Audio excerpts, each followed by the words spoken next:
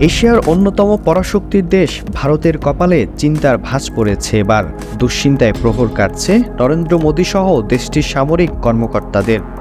নাওয়া খাওয়া ছেড়ে দফায় দফায় বৈঠক করেছেন নিরাপত্তা বিশ্লেষকরা। উৎকণ্ঠায় রয়েছে দেশটির সামরিক শাখার গোয়েন্দারা। তবে কি সেই উৎকণ্ঠা জানিয়ে নরেন্দ্র মোদীর দেশের এত চিন্তা? চলুন জেনে আসি সেই তথ্য।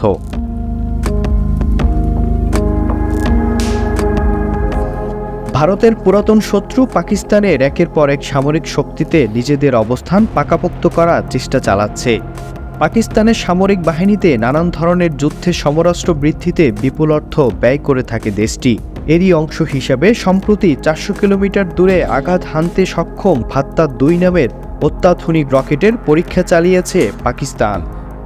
এমন পরীক্ষার পর অনেকটাই নড়েচড়ে বসতে বাধ্য হয়েছে প্রতিবেশী চিরশত্রু ভারত সহ পাকিস্তানের শত্রু দেশগুলো।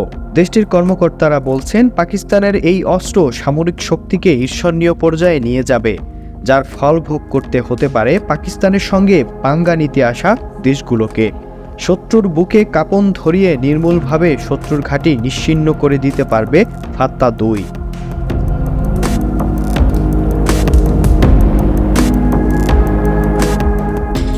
পাকিস্তানি সংবাদ মাধ্যম দ্য ডন এক প্রতিবেদনে বলেছে, রকেটটিকে ভয়ঙ্কর করে তুলেছে এটির গাইডেন্স সিস্টেম। এর ফলে অস্ত্রটির ধ্বংসাত্মক ক্ষমতা এবং কার্যকারিতাও বহুগুণে বেড়েছে। গাইডেন্স প্রযুক্তির ফলে এই রকেটটি শত্রুর অ্যান্টি ব্যালাস্টিক মিসাইল সিস্টেমও এড়াতে সক্ষম। পরীক্ষার পরপরই ফাত্তা-2 রকেটটিকে পাকিস্তান সেনাবাহিনীর আর্টিলারি ডিভিশনে অন্তর্ভুক্ত করা হয়েছে। এখন থেকে এটি যুদ্ধে ব্যবহার করতে পারবে পাকিস্তান সেনাবাহিনী।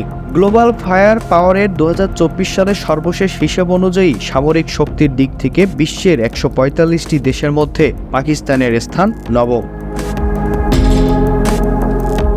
পাকিস্তানের সামরিক বাহিনীর সর্বমোট সদস্য হল 17 লাখ। এর মাঝে সক্রিয় সেনা সদস্য 6.5 লাখ এবং রিজার্ভে আছে 5.5 লাখ। এছাড়া আধা সামরিক বাহিনীর সদস্য আছে 5 লাখ। পাকিস্তানের সেনাপ্রধান, 3 বাহিনীর ঊর্ধ্বতন কর্মকর্তা এবং বিজ্ঞানী ও প্রকৌশলীরা এই রকেট সিস্টেমের পরীক্ষামূলক উৎক্ষেপণ প্রত্যক্ষ করেন। তারা সবাই আপ্লুত যে এর মাধ্যমে পাকিস্তানের নিরাপত্তা ব্যবস্থা আরও শক্তিশালী হলো। ওয়ালটন ফ্রিজ কিনে অনেকের মতো আপনিও হয়ে যেতে পারেন মিলেনিয়াল। সেরা পণ্যের সেরা অফার। পাকিস্তানের প্রেসিডেন্ট, প্রধানমন্ত্রী, চিফস অফ স্টাফ কমিটির চেয়ারম্যান, সেনা প্রধান এবং সকল বাহিনীর প্রধানগণ এই অসাধারণ অর্জনে অংশগ্রহণকারী সৈন্য ও বিজ্ঞানীদের অভিনন্দন জানিয়েছেন।